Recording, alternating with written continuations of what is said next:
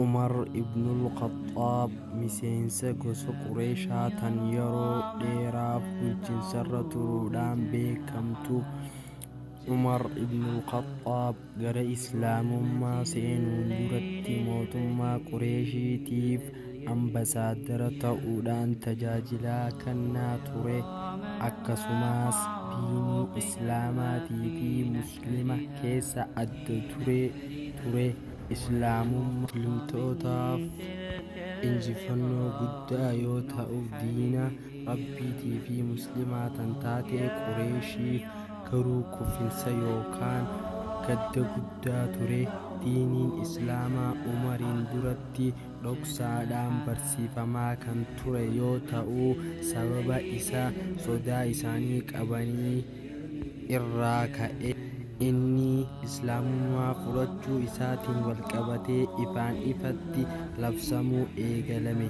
Kanumarraa ka'uudhaan maqaa Al-Faaruq jedhamuun kan moggaafamu taasifame.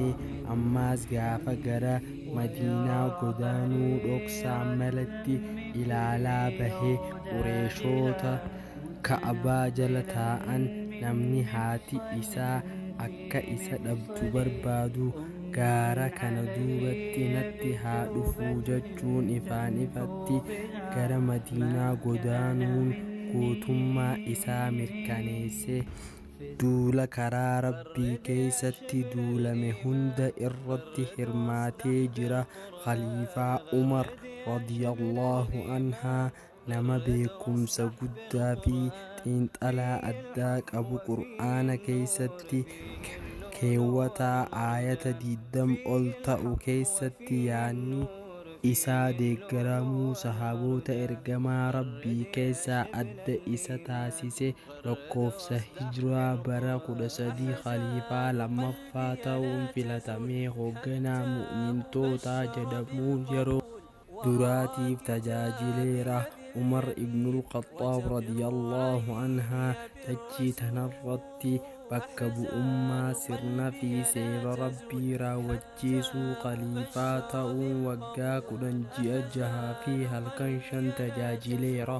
Seenaa ilma namaa keessatti bulchiinsa haqa kan fakkaatu hin qabne hundeessuu kan danda'e khaliifaa Umar radiyallahu anhaa salaata subii salaachisuuf warroota isa duubaan salaataa hiriira keessa tolfadhaa odoo jedhuu jiruu namicha jallaa tokko maqaan isaa Abuu Lu'lu'ii jedhamu tokko cuubee summii dibameen waraanee ajjeese.